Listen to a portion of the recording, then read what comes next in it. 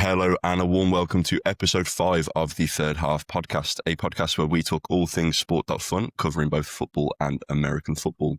I'm Palmer, and today I'm joined, as always, with Bruno Velovee.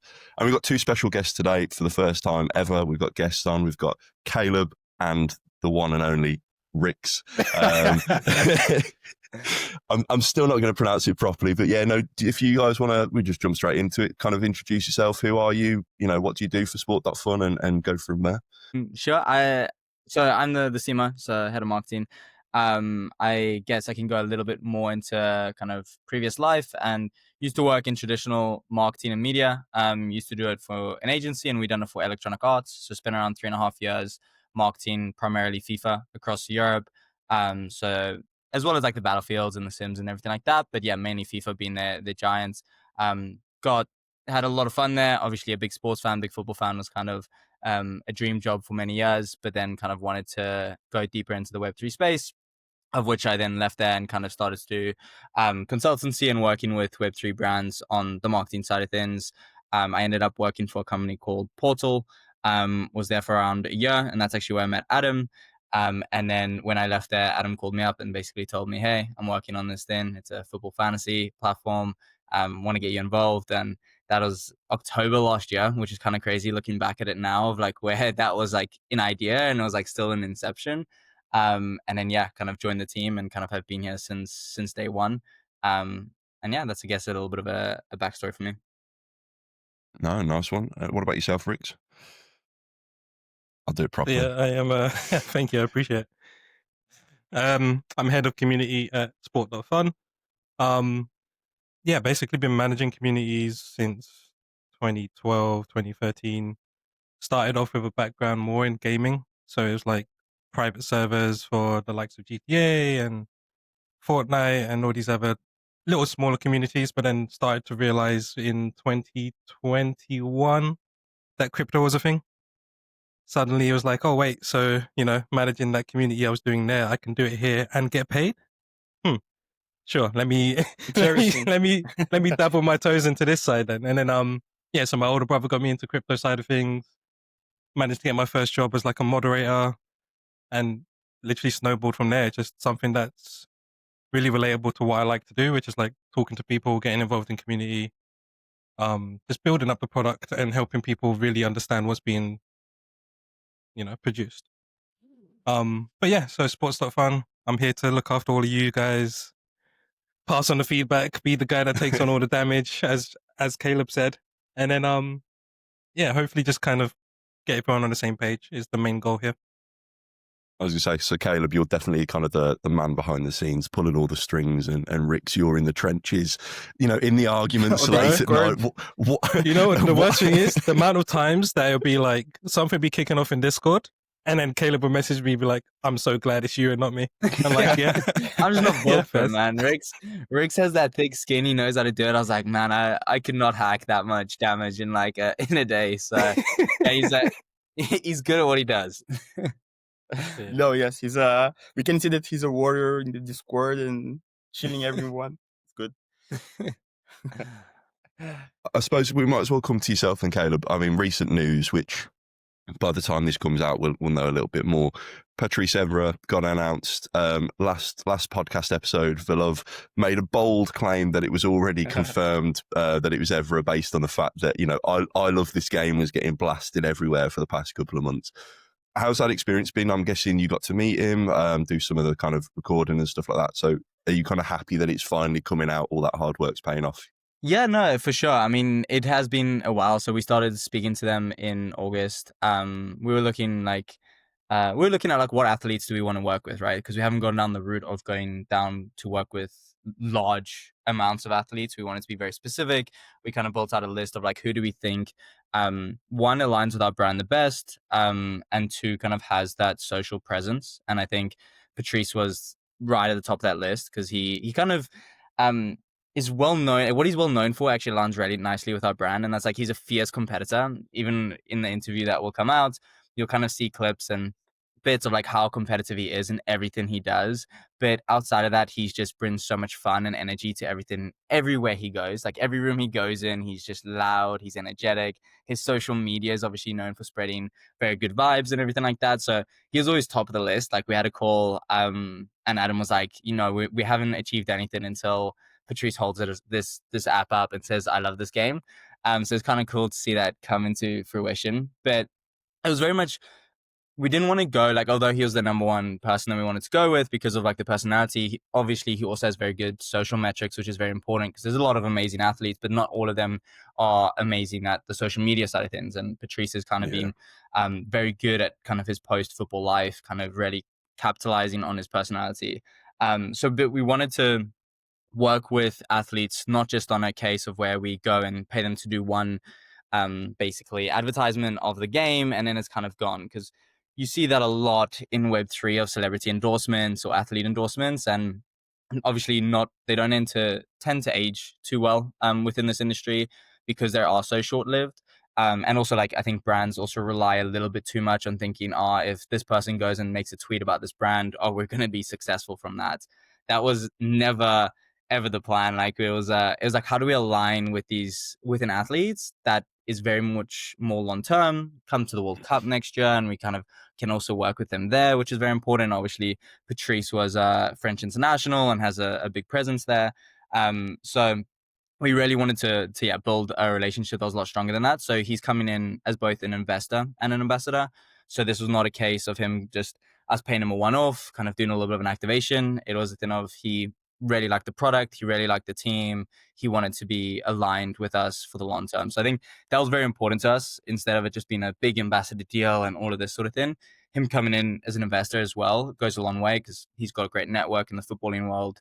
He obviously has great social presence, but he also makes him aligned for the longer term of the company. So yeah, all that to be said, very happy to start to get the content out.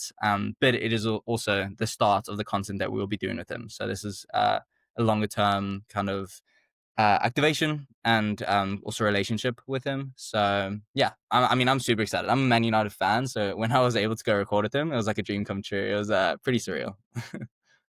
See, I'm on the other side. I'm a Liverpool fan, so when it first came out, I was like, "You fuckers!" But I think exactly what you said with the competitive nature. As a Liverpool fan, watching my side play against him, you hated to watch him on the field because, again, he was just the embodiment of competitive. But it was quite funny. I saw a tweet this morning, actually, completely off topic, and it was basically talking about how kind of in crypto Twitter world, if you talk about football, football Twitter, you have to hate every player that doesn't play for your team, and you have to solely love your club, and you cannot appreciate anybody else. And I think I've been able to kind of see Evra's, journey, like you say, after retiring from the professional game, and what he does on different talk shows and kind of, as a host and as a character. And he carries himself so well that I think it is exciting that he's not just a robot, being told, go hold this T-shirt up, and thank you very much, see you later. But hopefully we actually kind of see him, drip fed a little bit more throughout the longevity of the game. So no, it's definitely good to see. What about yourself, Love? How do you kind of feel now it's out in the open and that Evra's confirmed? Now that I was the first one leaking the thing, so sorry. But no, yes, I think it's good, but they already was putting I love this game. So personally, me, I knew that it was Evra mem, so I knew that it was him.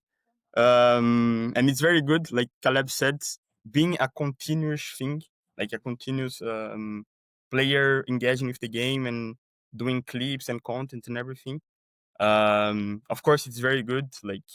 Even for the football, he's a football player, so we have the footballing platform. This brings more confidence for the product, for the people to join the platform, to put money in the system and everything. So yes, it's very good, and it's exciting to know that is a continuous thing, continuous sponsorship. Good. No, definitely. And I think it leads on to where we're going. Obviously, the main question when I've kind of put out to say we'll be recording this is, when marketing. It's when marketing. And I know it's kind of been talked about kind of Q1 in 2026 and stuff. And, a lot was said that nothing would happen to December. Are you comfortable with where we've kind of been in terms of the marketing journey, and everything's still in the timeline as planned? Has it had to be chopped and changed quite a lot with, the difference in the market and things like that? Or are you just kind of still comfortable in your strategy, and where things are going, and you've got a lot of plans kind of coming up? Yeah, I mean, I think kind of in the past, like looking at everything, it's kind of as everything with such an early product. There's been definitely areas that we could have improved and kind of grown on. It's still very early days.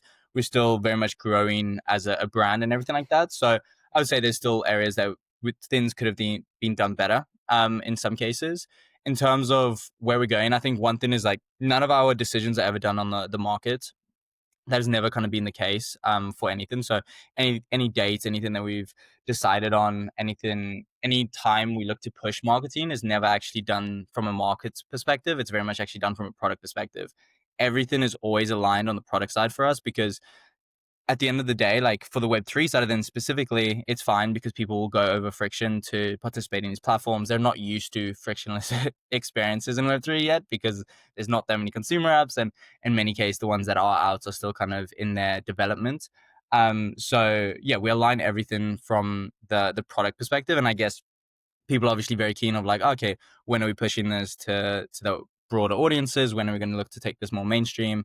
And that is still looking at early next year, with some testing kind of happening before that. So it has to be done in a very strategic manner, because although everyone loves the game and I think people have a lot of fun in it, there's no doubt that there's still some stuff from like a first time user experience that needs to be a little bit improved for people to be able to um, stick around. Because you think from like a Web2 perspective, they're basically known and programmed to, whenever they try a new app, they jump in and they basically get their hand held all the way through of exactly how everything works. And if there's any level of any bit of where they're like, I don't know how that works, they never come back to the app. Like the competition for both user basically retention and attention, both is very high in that kind of audience. So we need to make sure the product's in the right position, because we could go and blast so much money on working with fantasy streamers, working with big brands, working with like big publishers as well. And that might be good for the Web3 people to be like, oh, damn, they got like another like 30K signups today, but that's not that good for the business if they're gone in a week, right? It's very much how do we retain them? How do we make sure they start spending more on the platform? Everything like that. So although there's obviously been a lot of when marketing, we are getting much closer to that stage of where we can go heavy into that case, obviously strategically. We're not going to go blast it all out. We have to test with audiences within the market, see the receptiveness, be very data led, because we are a startup. You can't just kind of go crazy like some people might expect. But the goal is to kind of kickstart all of that start of next year, as we kind of head everything into the World Cup. The plan is to have taken over and kind of dominated in quite a few markets. So we're doing it very specific to markets in our approach to Web2. So we've kind of picked which markets we see as the ones that we'll have the best receptiveness and are kind of familiar with these sorts of products. We'll go to those markets, we'll test with the different audiences that we think would fit very well for our platform, and then we'll scale very aggressively once we get the right signals from a data perspective. And that hopefully by then, kind of looking at the World Cup, we'll have kind of scaled to multi-regions and multi-markets for the platform itself. So it's kind of the when marketing, I understand people can get a little bit frustrated, and there's obviously the Web3 side of marketing, which we definitely will continue to do. We can scale up. But if you're looking at that mainstream side of things, we just have to make sure we have that funnel perfect so that our marketing spend isn't kind of all gone within a month and we kind of get nothing for it. So we kind of trying to balance the whole thing of like, we understand we always have to be present. We always have to have more awareness. It is an ecosystem that always needs to kind of have new inflows and new users, but also kind of knowing where we target that at what time has been pretty important. And in terms of like the times where people have been a little bit uneasy from the marketing side of things, there's also a lot of stuff that happens behind the scenes that sometimes timelines change very last minute within the space specifically. So it's battling that as well. But yeah, I'm very, very excited for now getting to the stage where we can really start to scale it up to not just the Web3 space and kind of look to take on the mainstream a little bit more, because the numbers we do have for the users that enjoy the platform are incredible from like a retention perspective. So I really do think once we can open that funnel to the mainstream, then it's gonna be a lot of fun. But yeah, hopefully that answers the question that you guys had in mind. But also happy to go into any more details you guys might want to go into. No, I appreciate that. I mean, there's a few things that I kind of picked up out of there. One of the things kind of being that you market very much on the product and not on the kind of, you know, the actual game and its, I don't know, its strength, its health, however you want to call it. So is that to say that at the moment, I think an NFL market cap's about 4 million. If we were to log on tomorrow and that was 40 million, you know, loads of people would join, would you still be keeping the exact same marketing strategy, or would that then actually cause changes in delivery? I mean, if you saw a leap from 4 to 40, there's also moments where you have to capitalize on momentum. Like if there's something like that happened, without a doubt, we'd be hyper responsive. We'd be going crazy on kind of really ramping that up. In when it like for that big of an increase, if you see like a 3x, like it's all kind of contextual in those cases. Obviously in those cases you'd be stupid as a business not to capitalize on like a 10x overnight. Like there is just moments where you have to take what happens and kind of go for it. But we can't be like, because of a lot of our users right now are very Web3 centric. Their portfolios are very tied to the crypto market. That is just the reality of it. When people look at their overall portfolio, Sport.Fun still fits into that. So like, say their Bitcoin investments down, they got merked on perps, they'll still look at their Sport.Fun portfolio within that circle, right? So we still have some level of exposure to the crypto markets, which we can't always control. Like the reality is the cycle will do what the cycle wants to do. We can't be reactive just because certain things happen in the macro and it's not the right timing for us. We could have, when the markets have taken a little bit of a dip at the moment, we could have then been like, okay, we need to go crazy and do everything like that. But like I say, if the right mechanics are not there to capture that value, nobody wins in that case. Like even the current players, they might be happy for like a week, but if we're not able to capture that value long term, then nobody's going to be happy in a month, and they're going to be more unhappy because then we have less kind of funds to go crazy with the marketing side of things. So it is a finicky game when you're so exposed to the crypto side of things. But that being said, like we're now getting to that stage where the product is getting into a place where we can start to turn that on, and then it's a game of always on, right? Once you kind of start that. So yeah, it's kind of, we are responsive at times, but you can't be reactive too much in some cases. No, I appreciate that. I mean, one more question from me, unless Velovee has anything else on the marketing side. Obviously, there was quite a lot of questions around the Twitter account that was purchased, and a tweet was sent. Do you know which one I'm on about? And do you kind of, you know, I think I can see Ryk's face. So, you know, people kind of wondering, you know, that's kind of been done. A lot of people fear that pissed off So Rare users. You know, we kind of haven't really seen anything coming back. Is that something that you look back and go, oh, that was a bit of a mistake? Or is that part of a greater plan? Part of a greater plan. And also like, I think it was like, gotta be careful on just how like I narrate some of this stuff, but I think natural responses to that sort of activity was bound to rustle some feathers, especially of core users of the platform that used to own that account, because it was a core mechanic to the game, right? There was the opportunity where like it obviously has an audience that enjoys fantasy games, and that was obviously very important to us. We never looked to approach it in a way that we wanted to be malicious or any way like that. The big focus for us is like there was an opportunity arised where a Twitter account came up, had a huge audience that was relevant to our platform. And we saw that as a good opportunity to be able to capture new users when the time is right. Similarly, that account will be used and will be a big kind of a tool within our armory. But again, it comes down to like when you activate that tool, it needs to be make sure that when you bring those users in, they have a good time and they have a good experience, and it's done in the right tone of voice and everything like that. So I don't think I think the reaction was completely expected in many ways. But I think it's at the end of the day, if you're looking from as a company and you have an opportunity to capture, I think it's like close to 40K users of or fans of similar products, it's a great opportunity. It's just you have to kind of navigate it in the right way to make sure that those users have a fun experience if they want to try out your game. So that's a big focus for us, and we will be capitalizing that when the time is right. But yeah, hopefully that answers the question. It's skirted round the question, but no, I appreciate you responding on that one. It's certainly something I think that caused a big stir, obviously, at the time, and I think the dust is settling, but there's still a lot of people with it kind of in the back of their minds. So no, I appreciate that one. Velovee, do you have anything kind of on the marketing aspect? If not, we can jump over and about the World Rykz. Cup. Like World Cup, we know that it's the biggest event of the world. Some people say that it's Super Bowl, but it's not. It's the World Cup.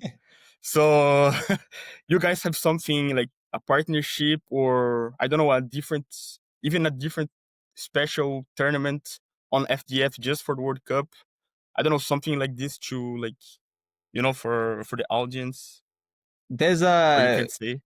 There's nothing that we can say on that now, because it's so far away. Mhm. There's likelihood that there probably would be something like that, but there's nothing I could kind of say on that right now. Like, there's so much we have to basically conquer before then. One thing I will say on the World Cup is, like, traditionally we haven't seen a fantasy game do very, very well around the World Cup because they always have their ones. And I think last World Cup, they even changed it halfway through. They changed the way the mechanics were working, and it's never really kind of caught fire because, like, they just haven't had a good game built around the World Cup from a fantasy perspective. Obviously, we cover internationals, gives us a really good opportunity to capture the American audience. We will kind of look to make sure we're positioned very well for that, especially in America. We are already kind of working on those relationships and those partnerships because we do see that as like a very good moment for us to be able to really push the platform ahead of the new season, capture an American audience for the NFL and any of the American sports.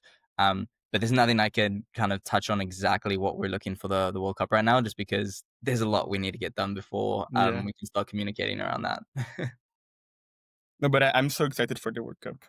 To watch the World Cup and to play FDF, I'm so excited. It's going to be so good. Like, there's actually nothing that Yeah. hits better than, like, or like for Euros, or obviously World Cup's better, but Euros or World Cup, like, it's just electric. Like, the feeling of every game means everything. Everyone around you's excited about it. Everyone you're speaking to is speaking about it. Like, there's just nothing like it. So yeah, I just went wait. to buy 10K shares of each Brazilian player and win the World Cup with the FBF.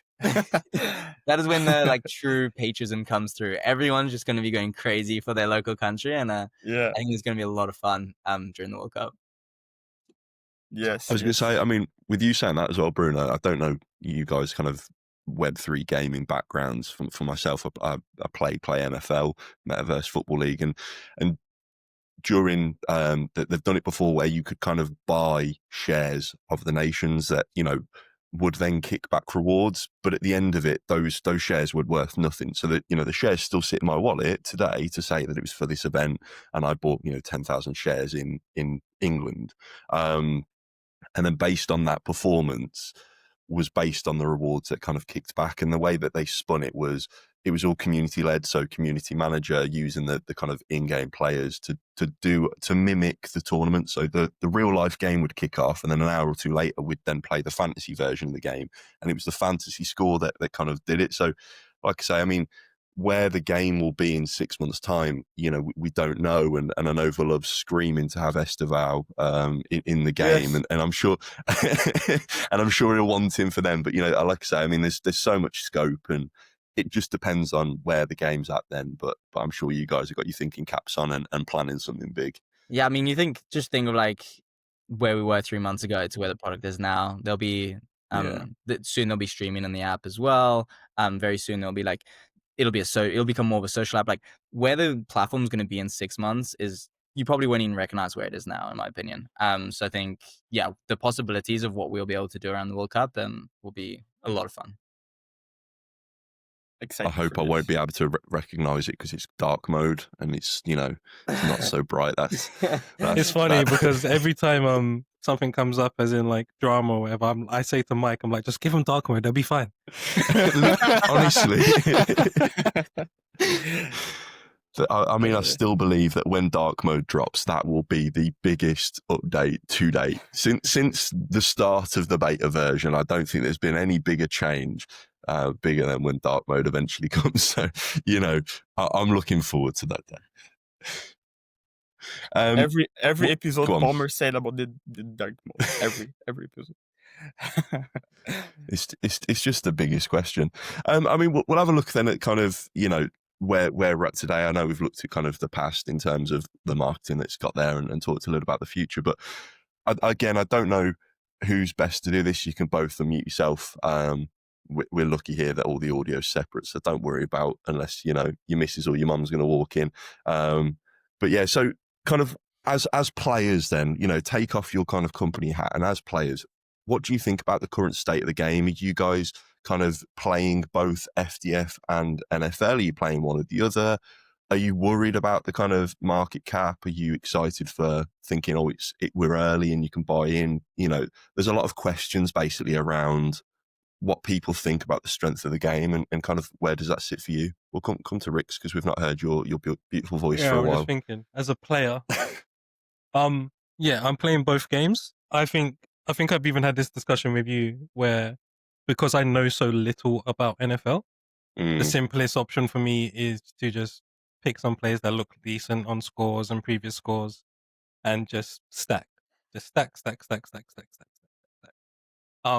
It's like even when I saw the update on the packs being like almost 3,000 to 5,000 shares, I was like, oh, so as long as I can keep stacking on those packs and TP, best case scenario, I get another freaking 300k shares by the end of the year or end of the season or whatever it is. Worst case scenario, I have 300k shares ready for next season. Like, it's not a problem for me. Football, however, I've been testing a lot of different strategies at the moment. I think the swaps have made it a lot easier for me to test quicker, which is nice. So it's not like as if you're causing a big disruption when you're, selling out and into a new player. And then, I think as a team, like, I can't not look at this as a team member. So the idea that prices are low, going down, going up, going down, doesn't really bother me, considering the product is only 3 months old.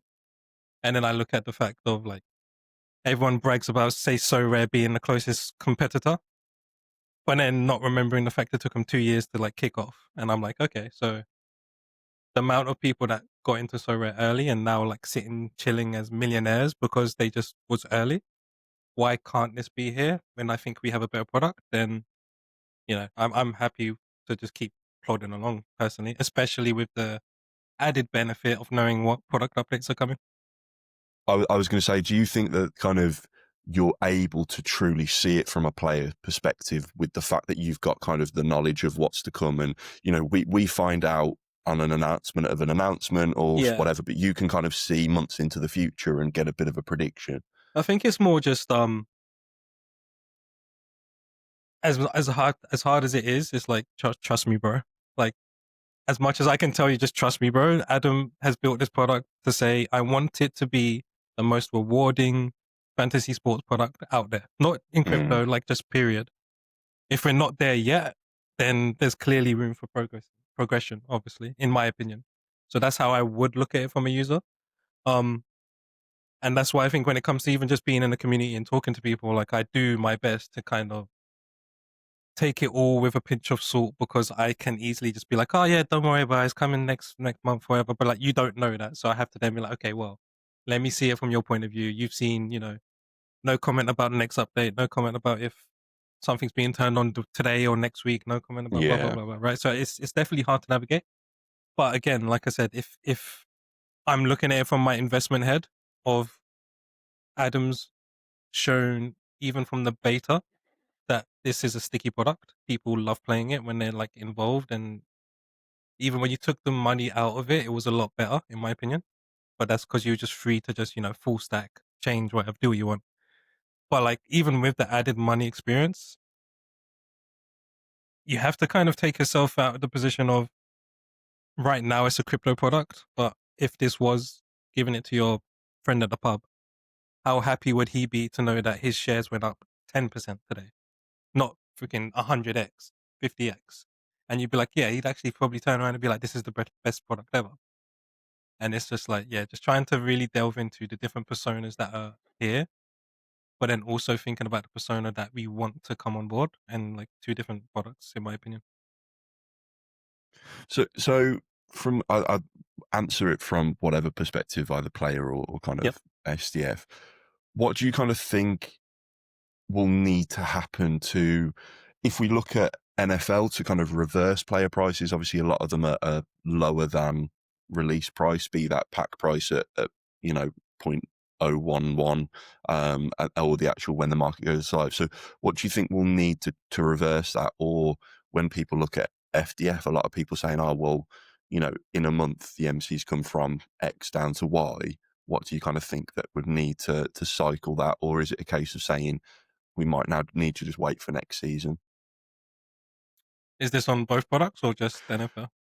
SDF as a whole. SDF as a whole? SDF, but okay. if you want to pick and choose whichever game mode, I don't mind. I think it's part and parcel of, for example, like comparing pre-NFL, and then people forgetting the amount of people that heard NFL was coming and put money into FDF for NFL, and then now giving them the outlet to split their money to a different product. Naturally, it was inevitable that one would go down. Like, you could not. The only way you can actually combat that is if both platforms are consistently getting more users that are putting in more money, right? So it's just like, from a team perspective, the goal will always be growth. Whether the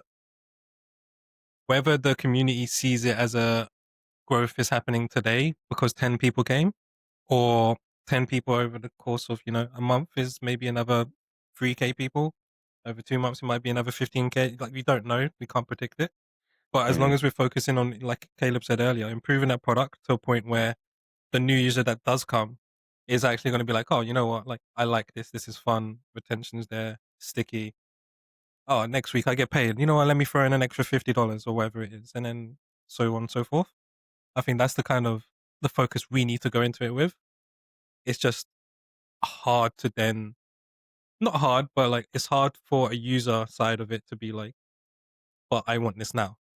I would love for my market cap and squad value to stop going down. But then if I told you,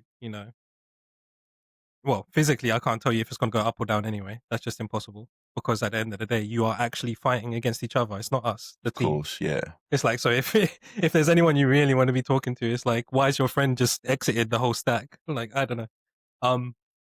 But yeah, so it's a tricky thing to navigate. But I think from a product side, like Caleb said, it's just, as long as we focus on the product always improving, and then unloading those marketing activations when we can and when they make sense, hopefully we just see, ideally what we saw with the first big pump, and even better.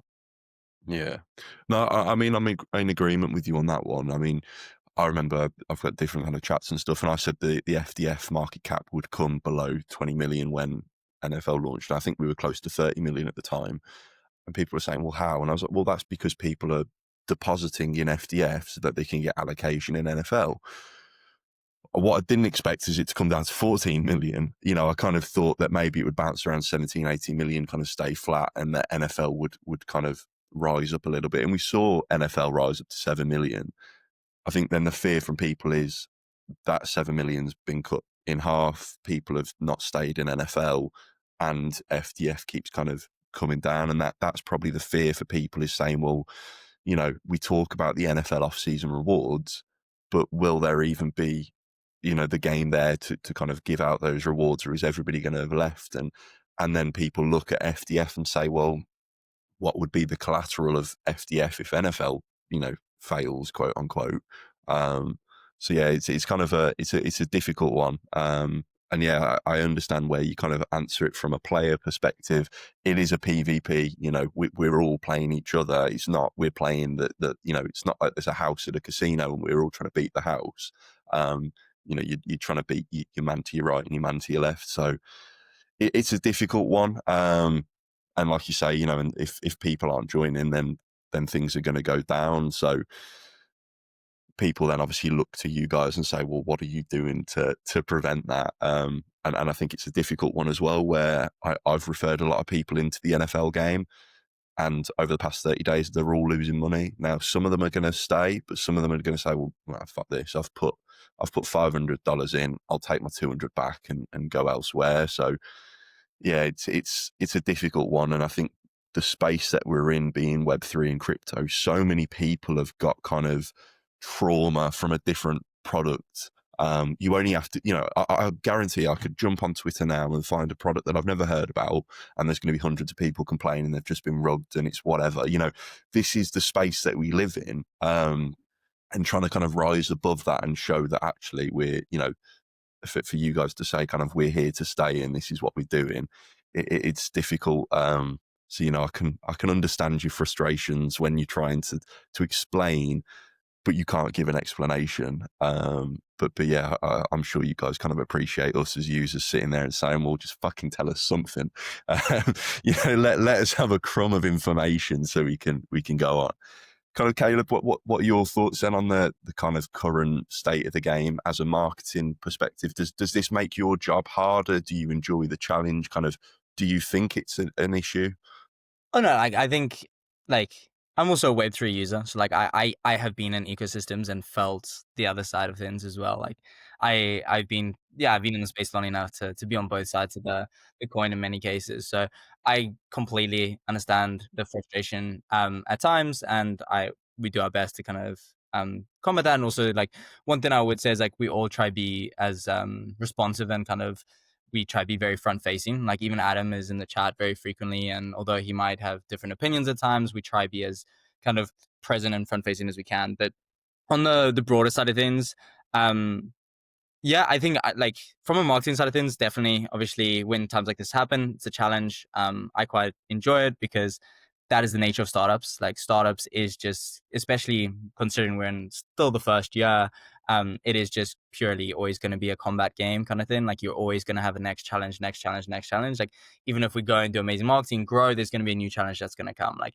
that is the reality until you're a huge conglomerate, and then obviously things change, but we're very far from that. So very much enjoy the challenge. The thing that just excites me is if you just look at, basically, if you scale this game to 3-4 times the size and stuff like that, you can see the impact that it happens on the economy and that side of things. Like, it's not like we're never going to do marketing. We're not going to be sitting here. Like, we totally understand. Like, also, you got to understand, like, Adam is, like, all of us are very set, like, this will be a hit, and the way for this to be a hit is not, like, we do not win by winning Web3. Web3 is the great launch pad. It's done amazing for us to test the product, develop it, get a core audience, everything like that. But we win by going and dominating the mainstream side of things. And that is just the way that any consumer app in crypto, if they don't tell you that's the case, unless they're like a pump fund who live on degenerates that are just Web3 based, and kudos to them because obviously they kill it. But for any other consumer app that wants to, like, have a broad audience, that you can't kid yourself and say, like, you'll ever survive just on the Web3 side of things, because although users are sticky and they have high liquidity, there's also huge opportunity cost for every single Web3 user. When a user goes and plays FIFA, there's not an opportunity cost as much because, like, they put the money in and they're like, oh, okay, like, I'm enjoying this game. You're doing it for an entertainment basis, right? The psychology is very different of that user and how the whole that side of things work. So, like, although when we scale into the Web2 market, it might be less average spend per user, it's also a lot stickier. Like, they are in that for, like, the season when they start, or like for the World Cup, or for whatever that looks like. So, like, I kind of get excited now, especially as we're getting closer to it, to be able to be like, okay, now we kind of get to really start to scale this in a way that's sustainable, but also it's like through channels that is, from a user acquisition perspective, is effective, and you're able to kind of really start to do it at a mass scale and kind of get the right data, and, like, you play a different game. Like, the Web3 marketing game to the Web2 marketing game is like total different game. And I'm very excited to kind of transition. Obviously, we'll always kind of be at our core still Web3, and we love that side of it, and we'll continue to do very cool things there. But I am excited to have that other pillar of the Web2 side of things. So I think I get a little bit less concerned because I think the product team is unlike any other. And what we've shipped in 3 months has been insane. So, like, I think once, as we get that product into that stage where we can start to really ship it, yeah, I have faith that, like, we'll do very, very well. So it's less of a concern for me there, but obviously there's short-term battles to be fought. And there's no doubt that, like, we've had a lot of those last month because the market cap's been going down with the NFL and stuff like that. We will continue to have those, there's no doubt, but I enjoy the challenge, and I see it on like like Rick says, when you're internal, obviously it's easier to see the longer term stuff, or even just the midterm, like even just looking at midterm, it's easier to see what the midterm plans, how it can impact the whole Sport.Fun ecosystem. So I guess it's a little bit easier to be like stay excited and kind of keep things going on that front. So yeah, I guess from your guys' side, with that, obviously a big thing is obviously always going to be like you want to know more on that side of things.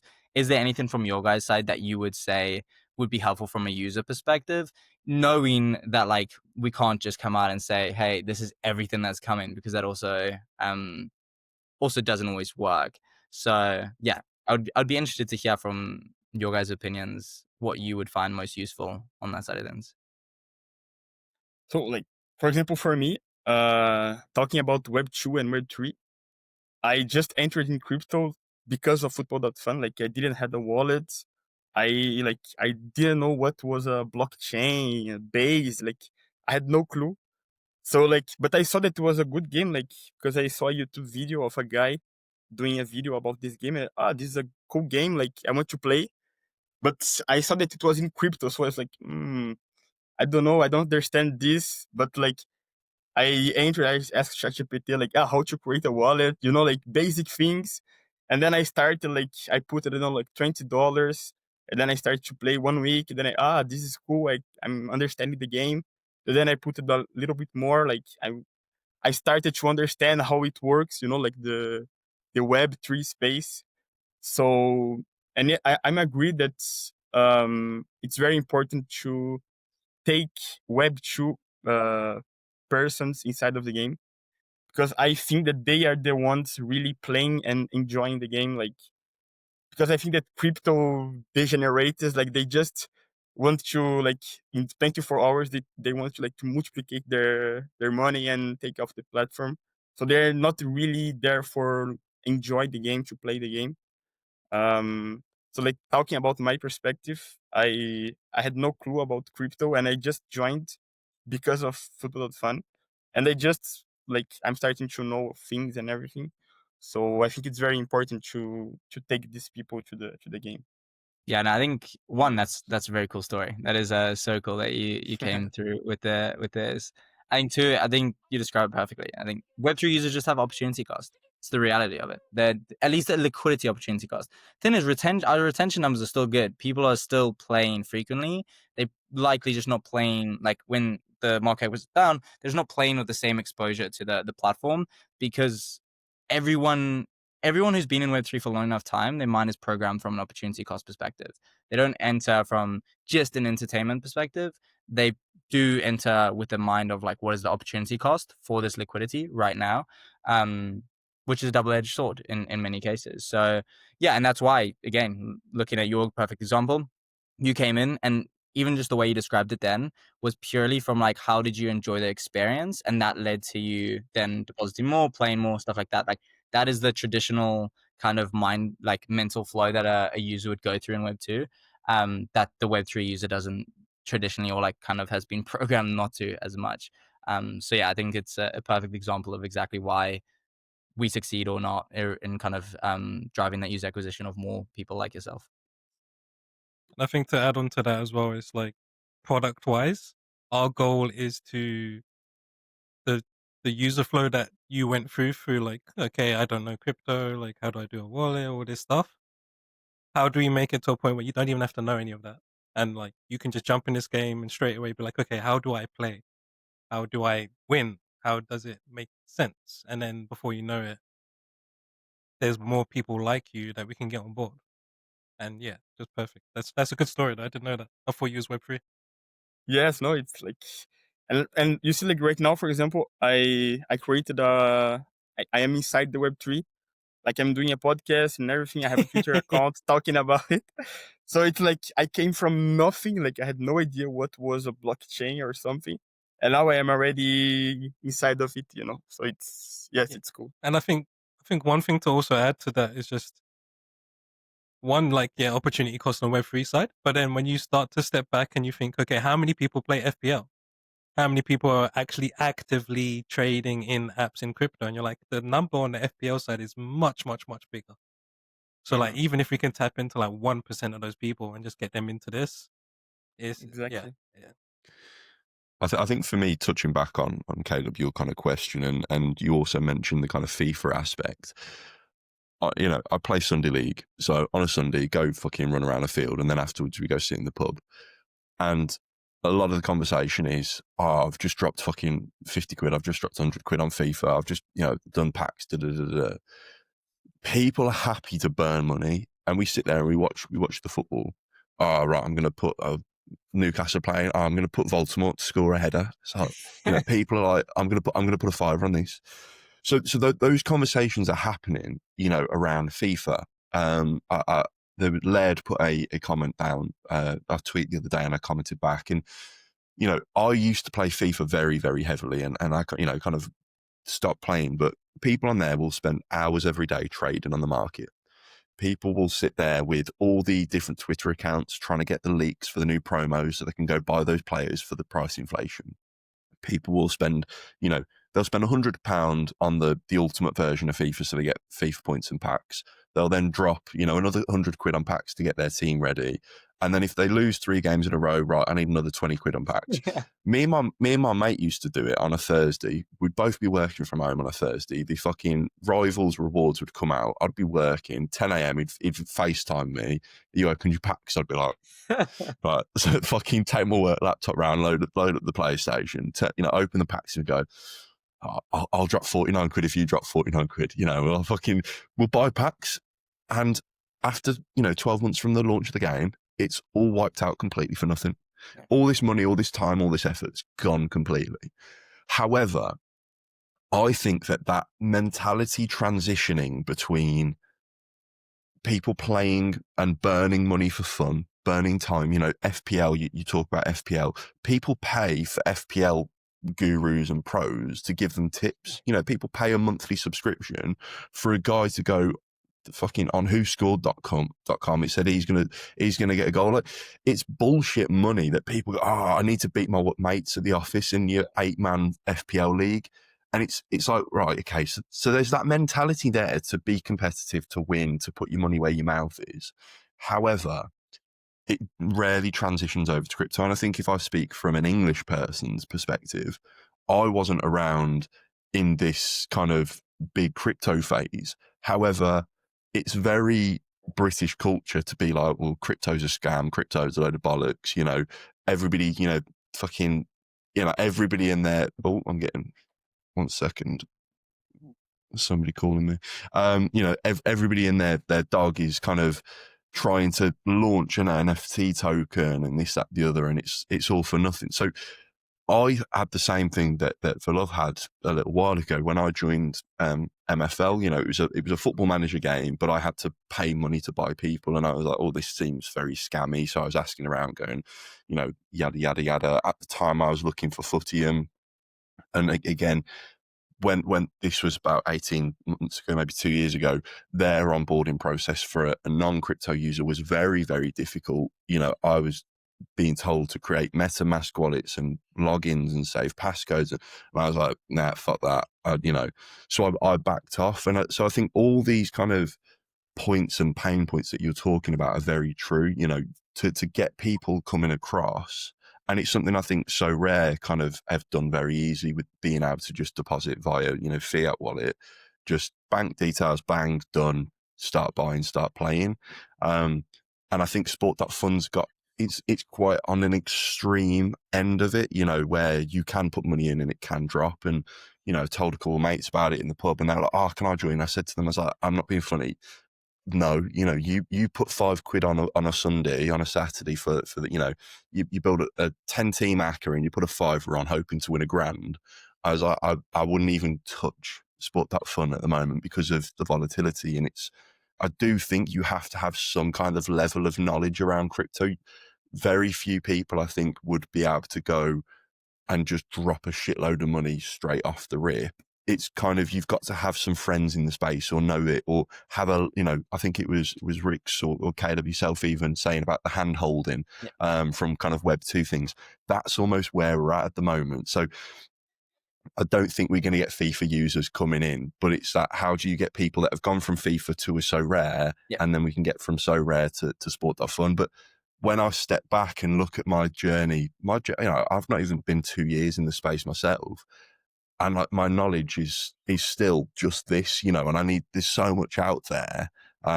So I kind of, I don't envy yourself, Velovee, for kind of jumping in the deep end 2 feet in and kind of, trying to figure it out, because it's a difficult path ahead, I suppose. Yeah, I think it's interesting. I think on the liquidity and like the volatility side of things, I think one thing that like a mechanic that like people, it's a complex one for like, not complex, but it's like something that like people don't always speak about, because like you're just engaging with the game and stuff like that. But like naturally, if liquidity was a lot thicker, it'd be a lot less volatile. Like that is one thing to be aware of. Like as liquidity would thicken, like then it becomes a lot more of a less crazily volatile ecosystem, which makes it a lot more familiar for the Web 2 user. So that is the goal, to kind of get that to a position of kind of thicker liquidity, so users can come in and not be crazy. I do agree, like Web 2.5 users is probably where that comes from initially, like that they are like people who are familiar or have kind of engaged with crypto a little bit at the start. But we're getting there from like the infra side of things. We got obviously fiat payments onboarded, everything like that. But I think the big thing with the volatility side is like that can be solved. Like that can be solved from a liquidity standpoint. It's just the way it works. And for like the Web3 audience, it was a benefit, it being highly volatile. But obviously I do agree, like Web 2 users want price volatility to be because of like football specific news or stuff like that. Like even if there's like a 30% drop, they want it to be because someone broke their leg, not because it's just a macro thing. So yeah, we're very much aware that like Web 2 users do want that kind of more stable environment to be able to participate in. So that is also within like our awareness and kind of something that will be solved. Can I ask from you guys' kind of perspective? So, do you think that it will always be a very difficult task for SDF to do, based on the fact that players are directly invisibly tied to their price? So, for myself, I joined So Rare for that properly for the first time ever this season, and I'm already in the process of selling it up, because just it's not for me. I'm stupid and I forget to do lineups. Like I forget to promote. I'm a very passive player, and kind of, I had a lot of fun buying the players, and fuck me, this is great doing auctions.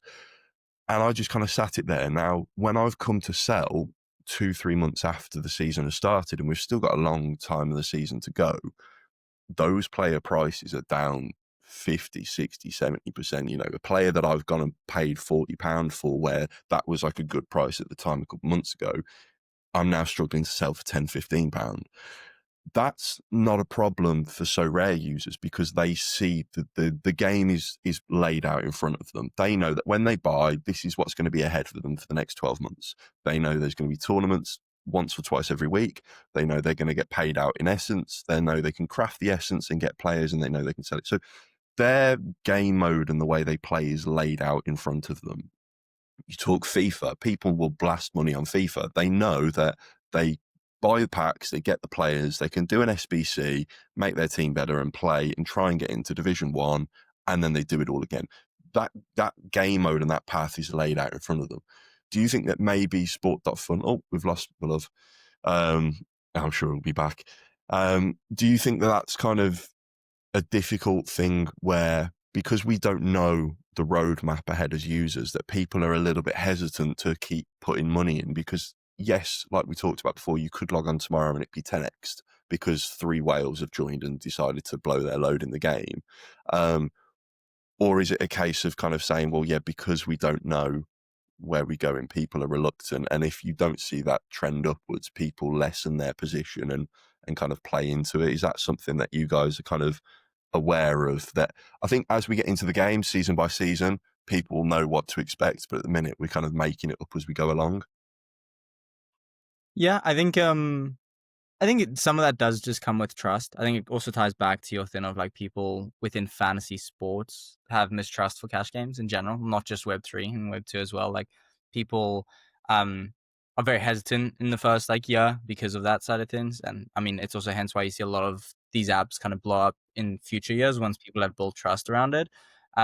We are very aware of like that side of things, but there's not like the only way we like. I think the best way we combat that is just to continue to ship and for people to enjoy the experience and for new features to come in and for a clearer roadmap of like what every month and what every week looks like from a tournament perspective. Like all this stuff is getting ironed out, like the way like prize pools and packs and everything like that, like really ironing it out so it's like a very smooth experience, and then everyone will be very familiar. Like every week it's the same, every tournament it's that like that. Occasionally we'll have special occasions, but in my opinion, it comes from a lot of product and just kind of continuing to ship, and team being very present, us growing, them growing conviction. It's a thing of time. It's quite hard to kind of combat that in a very short amount of time because people's doubts, they've been sold this many times, or like they've been sold in Web3 figure, they've been sold visions many times. I honestly think the only way you combat that PTSD is by shipping product. Specifically. Yeah. No, I suppose. Oh, go on, Rykz. I was just gonna say it's like even one thing I would love to do and get out is just like let's say like a broader picture roadmap. So like the features and stuff we would like to see, maybe not so much the timeline, but like the features and upgrades that we want to implement. But then I still think it kind of comes back to the point of like until we produce it, like till we put that into the actual product, you're just gonna then look at that roadmap and be like, well, when you gonna do it then, mate? When you gonna do it? When's marketing? When's this? When's this? So it's like you don't actually solve it by showing you what we are thinking of. Obviously, I think it's helpful, and I think it'll be a plus for like majority of people.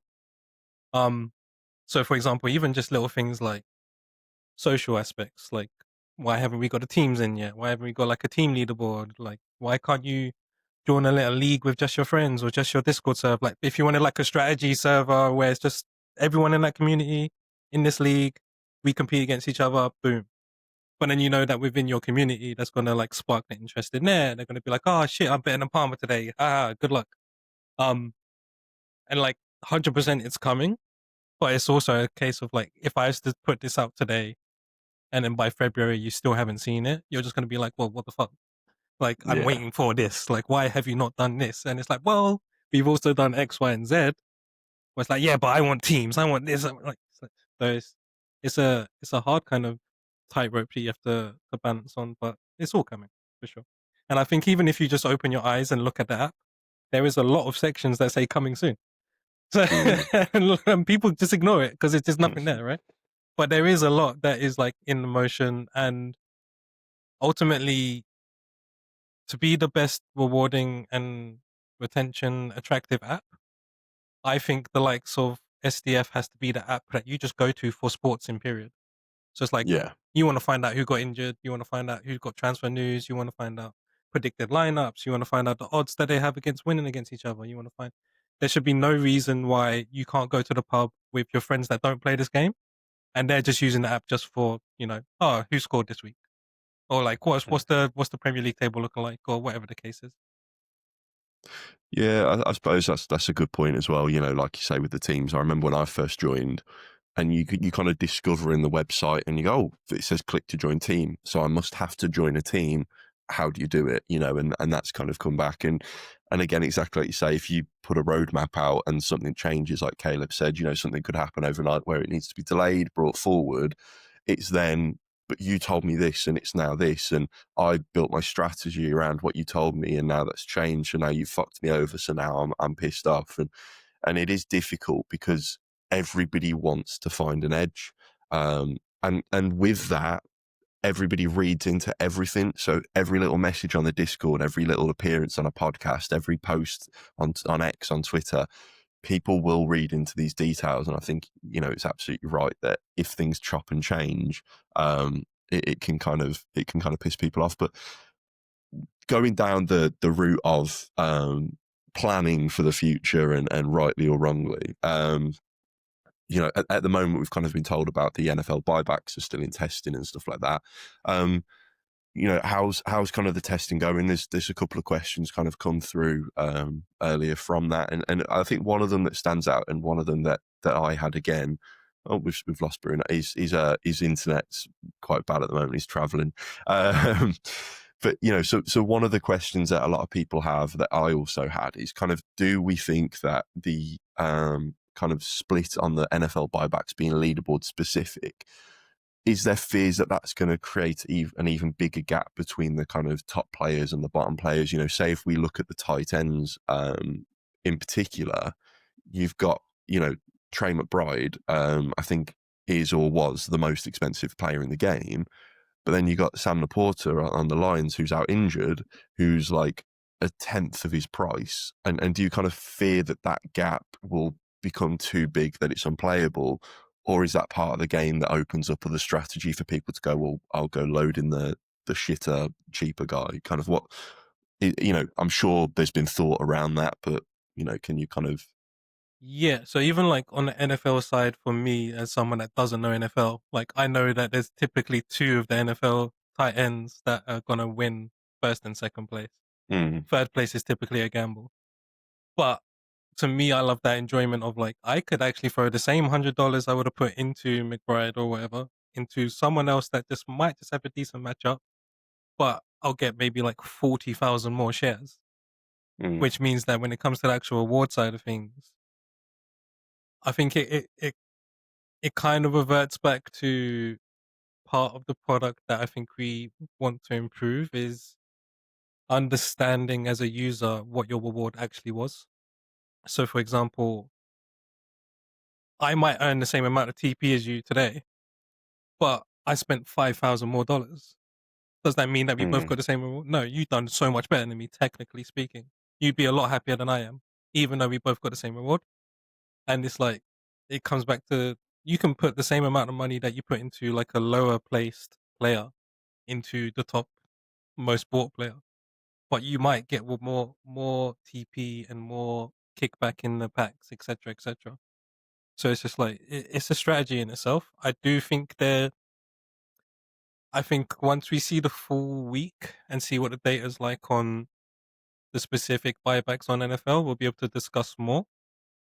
But I do think it will definitely open up I think for me, it opens up this idea of, if my player wins, I don't get the panic of like, oh, it's going to get dumped straight away.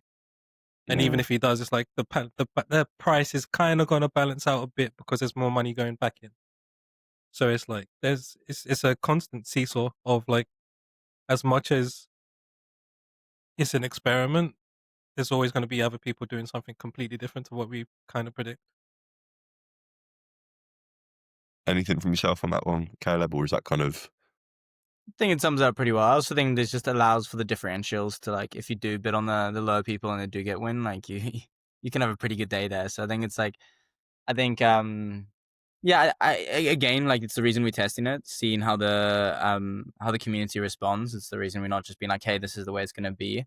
But I do think it allows for some interesting strategic kind of models within the NFL game specifically. But yeah, I think Rykz covered pretty much the majority of my thoughts, and yeah, I think it's very much also getting the community's thoughts on it specifically, that is who we're building for. So, yeah. What's your opinion on the 2 versions? Mine or Caleb's? Palmer's. Oh, sorry. 2 versions being FDF, where it's just buying everyone back on their own fees, and then NFL, where the fees are specifically tailored to winners. Obviously, I've got kind of historical knowledge for the blanket everybody, whereas NFL, like you say, you don't even know how it's going to play out. So I'm just completely guessing. I think when from my knowledge, the kind of buybacks in FDF have slowed down a little bit. Obviously, the kind of the pot of money's shrinking, so it's kind of sloping down. But I think we definitely saw it stabilize the market. So whether you held James Trafford, who was one of the cheapest players, who was benched for Man City and never going to play, his price was consistent. You could go onto the FDF tracker and people would buy into him and out of him, but his price kept the same. So you were basically, it was only on, it was only going to impact people that were playing and active, so if you were playing, people were buying into him a lot more, selling him, but it always gave you that middle ground to kind of have stable investments on these lower players. I think when I look at the NFL, I have a few fears that we will see the gap grow way too big. I've already got fears around the off-season rewards. There's certain players. I mean, obviously, McMillan, the wide receiver, got top 5 for the first time ever on week 1 of the game being launched. But there are a few people who haven't won, top 5 at all, or that have only won it once.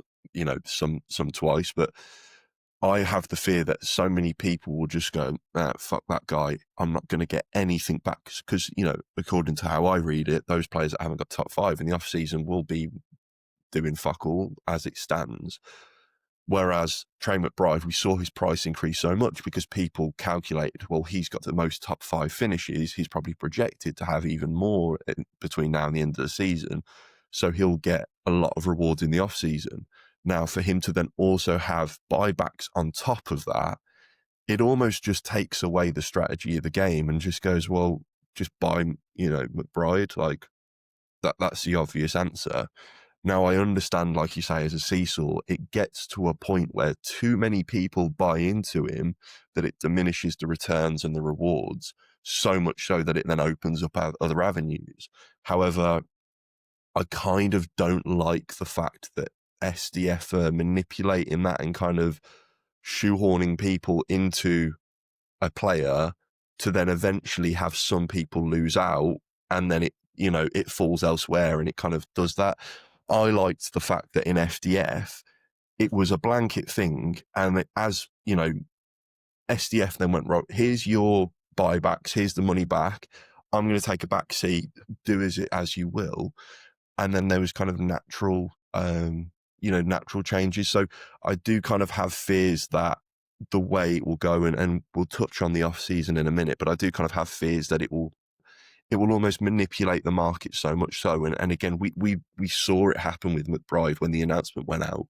McBride's price shot up because everybody went, well, based on the calculations of the off season as well as the buyback, he's the surefire winner. And his price went up. And then people went, I've made quite a lot of money now. I'm just going to dump on everybody. So there's kind of these, manufactured manipulations that are not organic to the user base. And I like it where it's a blanket thing and basically saying you have to be right. It's a player versus player. If you get your call wrong, then you fucked it up, rather than saying, oh, I know based on the way the game is built, everybody will do this. I'm just going to be first. So personally, I'm not really excited about it. I think it might be a little bit of it might not be too great.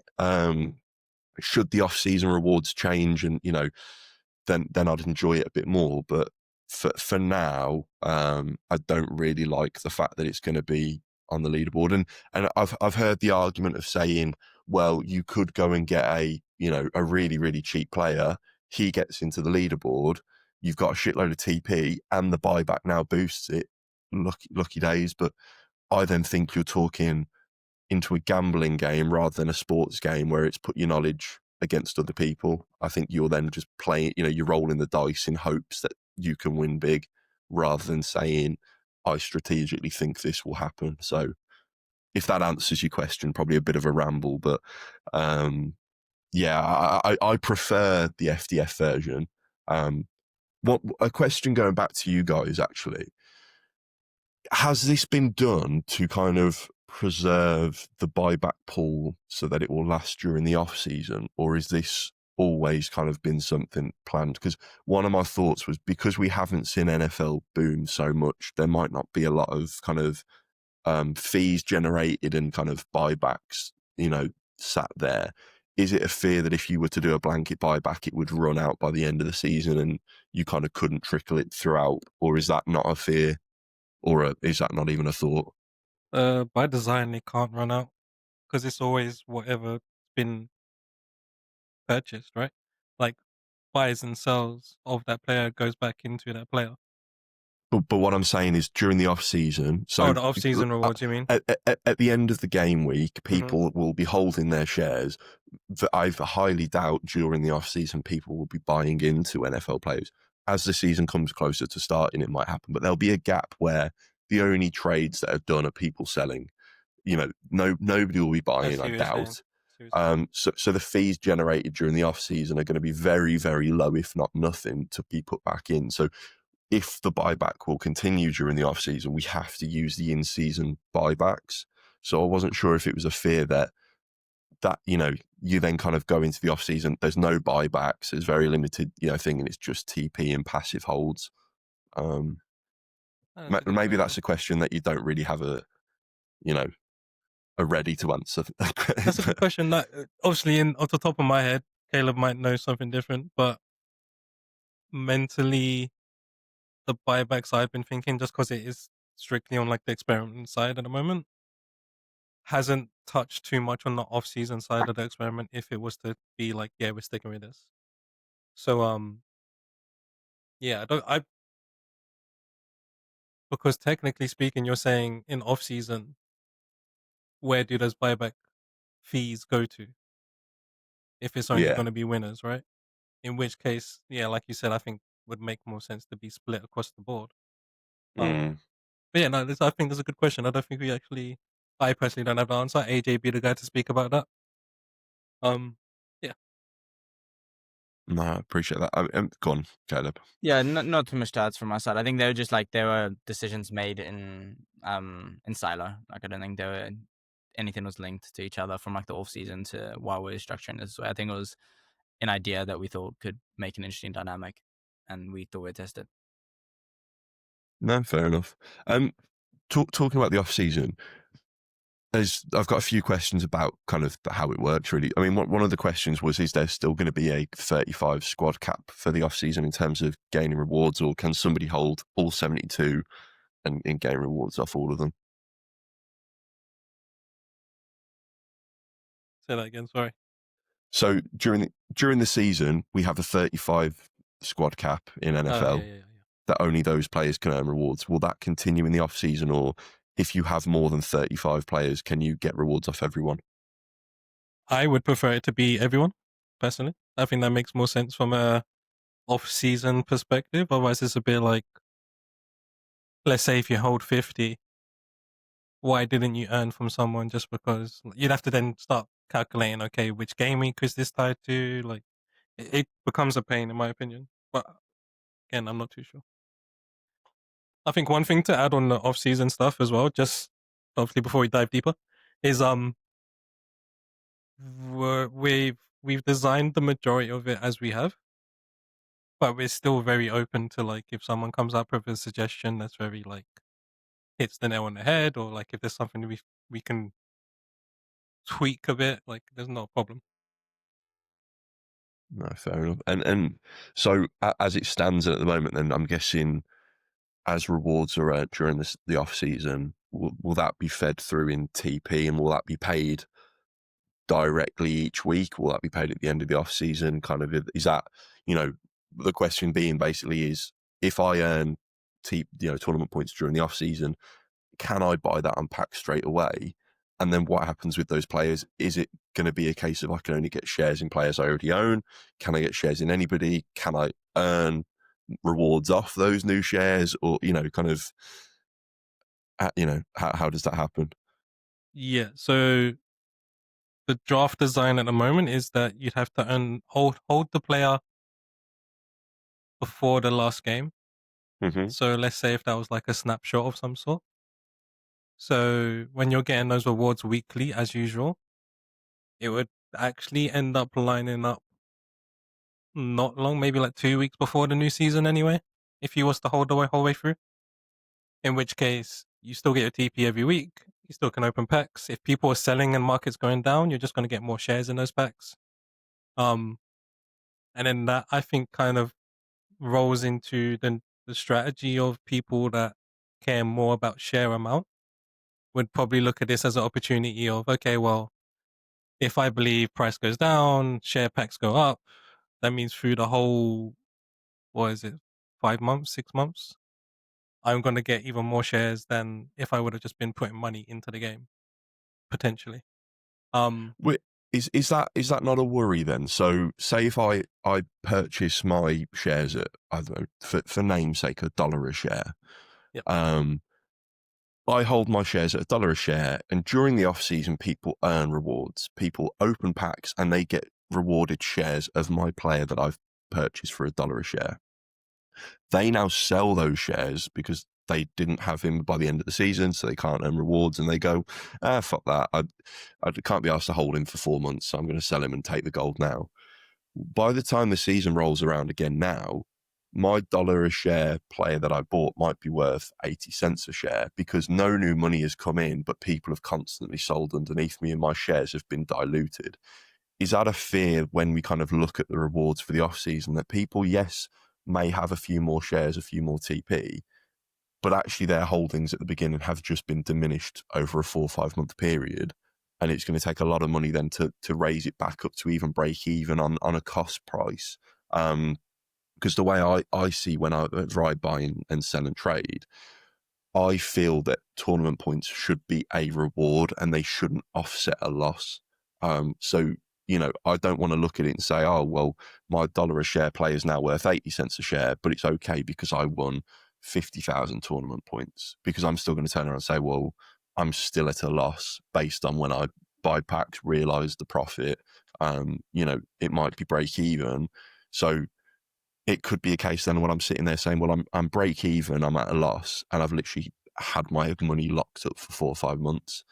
Is that kind of a bit of a fear? Because that's the way I look at everything being very structured, very planned out. By saying this player will earn this percentage of this prize pool, people can kind of start to guesstimate what will happen over the season and make a prediction. Whereas I know as it kind of got, talked about a little bit, and I'm not too sure where the team stand on kind of having a virtual game where it's randomized each week. That completely takes away any part of kind of doing that, and it gives value to the lesser players and probably stops people just buying a shitload of shares in the big one. So I don't know, it's such a difficult one, and I'm glad that I can sit here and kind of, throw stones in the glass house and not have to actually build it back up. It makes my life easier. No, yeah, I think one thing for sure is that, like, again, the off-season rewards we announce isn't just the strict like final top line. So be it. Still a lot of things to figure out between here and February, I believe it is. Yeah, I personally find the virtual side of things, I get why people would like it from a community centric perspective. I think it causes more drama than it does positive, because there will always be a basis of, well, how can you prove you didn't rig this? How can you make sure that, like, I think the beauty of fantasy sports is that you watch the game, we watch the game. You can't tell me Mbappe didn't score that goal. I mean, Yeah. on some cases you could, but like the general consensus is like, guy kicks ball goes in net. We all saw it. Cool. He got points for it. But then when you then turn it into this virtual experience, it's like, it actually isn't hard for someone to just say, okay, let's boost, let's nerf McBride's range or whatever it is. Like, let's nerf the guy who's usually getting all the points, then just be like, this week he's not going to be as good as running, and like just say he fell or got injured, and it's just, I think it brings up a whole different can of worms, which I personally don't want to deal with. I'm more than happy to, because I think it would be fun. It's like, it's again another seesaw, right? I think it'd be fun.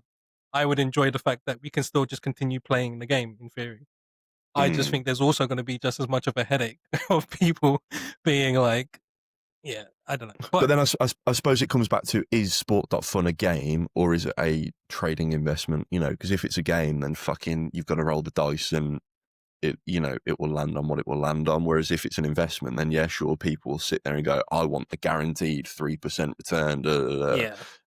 You know what I mean? It's kind of, where do you guys want to align yourself?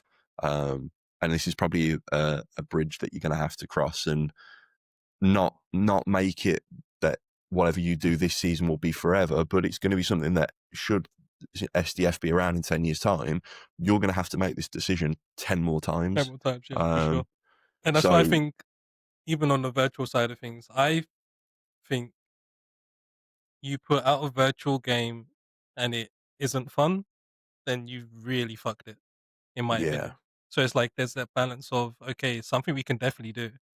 But the moment it's like it's clunky or something goes wrong and we actually can't explain it, or something just feels weird, like why the hell did that player win? Like there's no chance in the world he would have beat the freaking Eagles. Like how did you let this happen? It's like you can understand how like it could also be just as damaging as just having a straight off season sit back and relax. So yeah, it's like I said, it's something we're definitely debating back and forth. We've got the right people on board, in my opinion. Like we got the likes of Sean, like very fantasy sports heavy, like years of experience in the field. So he's given us all the advice that we can have. Obviously, the team is very well versed in Web3, thinking about the season ahead, and even little things like, okay, off-season rewards, but then what point do you start targeting the new season? So it's like, how do we aim towards that being the gap we have to aim for, and then get people back on board, start sending them, towards the scouting platform, and it's more about the drafting, and it's like there's so many aspects that I think it's a lot easier to sit back and be like, I see XYZ on this off-season plan, I don't like it. But then not thinking, okay, but scouting but then World Cup's going to be going into the summer, and then you could actually move your money there if you wanted to and have fun. If you didn't, you can. There's so many aspects, but yeah, I'm sure it's going to be a fun headache for whoever has to sit on top of that.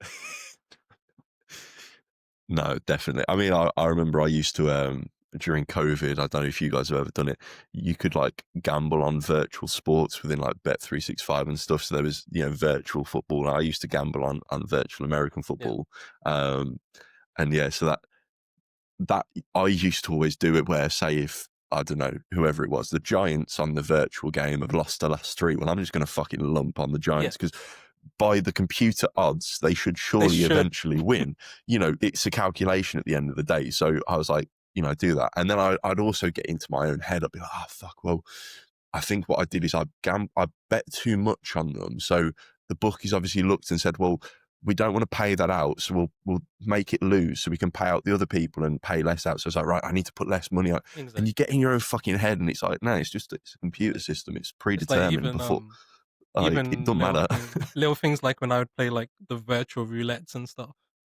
And I'd be like, I know that was meant to be on number 8. Don't you fucking lie. Don't you fucking lie to me. You saw me put this money down and you changed that number. I know you did. And it's just like, you can't.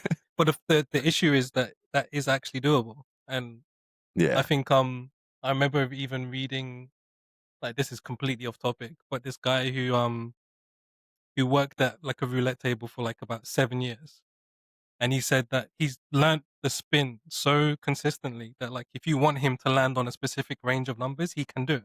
Like he knows exactly when to drop it, exactly how to spin it. And then you think, if that's someone like physically doing it by hand, you think the machine can't do that as well? Yeah. It's just like, yeah, exactly.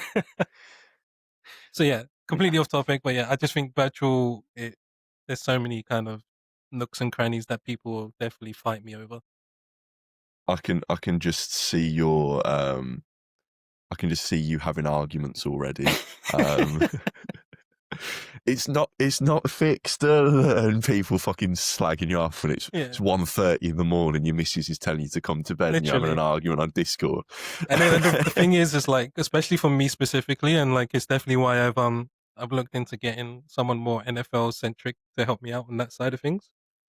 But like, if someone told me, oh my God, Lukaku would never have scored against Chelsea in this 90th minute, I could be like, okay, yeah, fair enough. I see that point. Tell me Mahomes is not meant to do something. I'm like, don't know. I couldn't tell you if he does it or not. Like, it's just is what it is, right? No. So yeah, I think there's it's a flip of a coin at the end of the day, I think, with that virtual thing. No, it's exciting to kind of think about the possibilities of the future, and these conversations can just we can talk about thousands of different avenues that the game can come down, and of course it then comes down to what's actually realistic, what can be marketed well, what can, what will people enjoy.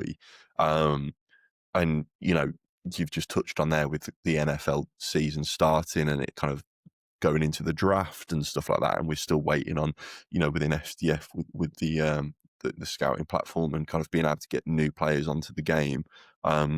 Velove's internet's completely died on him, so he won't be able to join back on. But for him, it's kind of a running theme that he really wants Esteval, and he's kind of said, as soon as scouting will be on, he's just going to go, balls to the wall on Esteval to get into the platform. And this is the excitement for me, that people will enjoy that. And I mean, I at the start of this season, I was bored, football wasn't on, and I was chatting to a load of Americans, and it's like, right, I want a new sport to follow. So I randomly picked a basketball and an NHL team. So I was like, right, I've got an ice hockey, got a basketball team.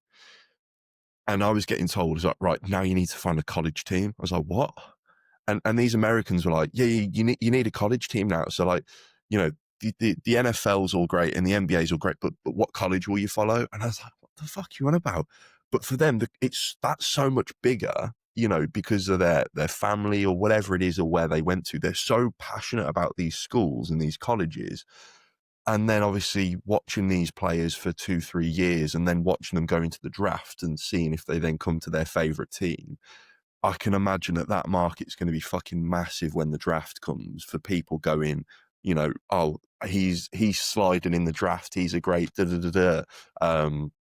And, you only have to go on YouTube at the start of the season for the NFL, and you'll see video after video of people doing their own draft predictions as to why this person should go higher than they're predicted and stuff. So I think that American market come the start of the season will be flying, if that kind of product, if that product is laid out for them. But yeah, I mean, one final question. I know we touched on it before, talking about scouting. Caleb, I'm going to come to you for a nice political answer. You're definitely going to get a political question, I think. So one of the questions that many people have is kind of the token. We've heard about the token, we've seen about the token, but we've not actually seen it. What kind of can you share for it? What are we expecting short term, long term? Any dates that you want to drop? There's been calls for mid-December, which is around the corner. Can you give us anything juicy? This is the most political question that I have to answer in the most sensitive way ever before everyone in the team screams at me. What can I share? The only thing I can really share is that information will come out soon around it. As with anything like this, it's very complicated. As a lot of people, I'm sure, can imagine, or have been around Web3 can understand. Yeah, all I can say is that it's not going to be long until everyone's aware, like it starts to get fed information around it. But that's really all I can say. There's really not much else I can say that wouldn't get me in trouble. And it's definitely around the game, around stuff like that. I can leak stuff and okay, get in a bit of trouble is fine. This not so much. So all I can say is that information will be shared to people soon, and they'll have a lot more to chew on. And everything will kind of kickstart basically around it. Well, can I ask a question then? So with the token and its usability and its, whatever it's going to be done for, what's one thing that you'd like the token to be used for that at the moment the team don't have plans for? So what it's going to be used for, what it's going to be done, but what's one thing you'd like to see that you've got no plans for at the moment? Or if we make it that you have to spend it to get dark mode or something. I tell you what, we can do 2 truths and a lie. Why don't you tell us 3 things that the token is for, and we'll guess which one. That would be a fun way to do it. Honestly, the dark mode is the only one I could say. Again, any comms from team around anything like this is almost impossible until stuff is publicly stated. So I know that's painful, but there's rules I've got to follow in this case. Unless Rykz wants to take a leap, but that'd be on his own detriment, I think. Something that I would like to see. What if like I don't know. I just think there's a lot more, especially nowadays. Like the more you look into products that have kind of external platforms or like sites or data or whatever, I think there's a lot of ways we can kind of turn having that token into having extra benefits externally and internally. And that's as far as I'm going to go. Do you think we could ever see the token? I know at the moment it's speculated around kind of predicting players to join. Do you think that we might see the token used for what game comes next? Because we've seen people call for basketball, we've seen people call for tennis. Do you see that it might be used as not just within the game, but on Sport.Fun as a whole, where people can kind of have a bit more of a say? Yeah, I don't see why not. I think it's a Sport.Fun token at the end of the day, right? So I think it's an maybe. interesting idea. Like again, there's so much that goes around tokens from a legal perspective that like definitely like AJ would be the one that would be able to understand exactly what is and is not possible from a conceptual idea. That's a cool idea. I think either way, getting the community involved on what sports come involved, whether that's the token or whether that's through a prediction market or something like that, then I think that's a very cool idea. But yeah, it's hard to know exactly what is possible and not possible, at least from our side, to be able to speak on that. Okay, well, to finish it off, can you give us something? When are we going to get dark mode? I don't actually know. I've seen this. I've seen like the designs for it. I don't know when it gets implemented.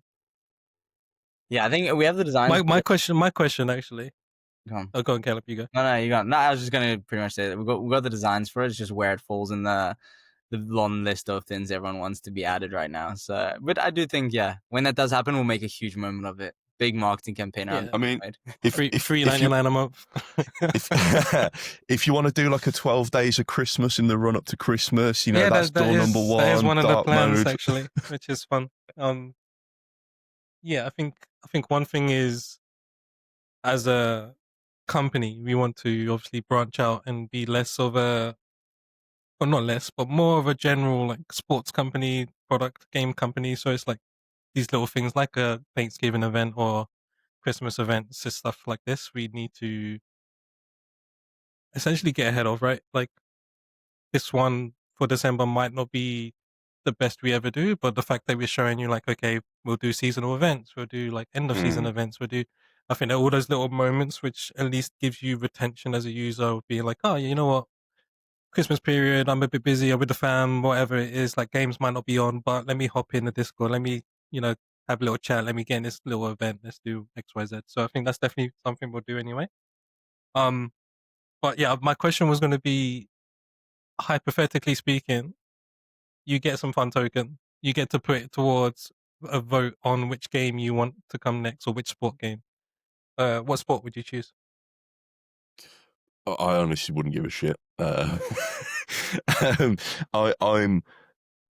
think, yeah, for me, I've kind of, my knowledge is football and my secondary knowledge is American football, and beyond that, I used to be very clued up in a lot of other stuff. Yeah. But I think what I wouldn't mind seeing, and I've got no knowledge of this, but I would like to see tennis. I've kind of heard a lot of people speak about it, and I see a lot of the practicality in it where it's an individual sport. So you are you are buying shares in that one sole person. There's obviously competitions all the way, around the year in, Australian Open, American Open, also the US Open. So I think it would be something that doesn't have a big off season. You're not dictated on coaches leaving. You're not dictated on the star man getting injured. It's just all on that one person. I think I could buy into that. Being able to just buy one person and step away. No, I like that. I'd have to look into that.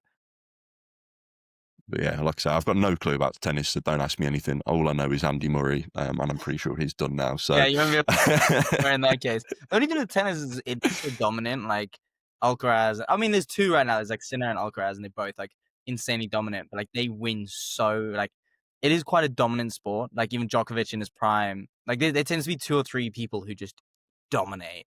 So I'd be interested like how that would work from a scoring system.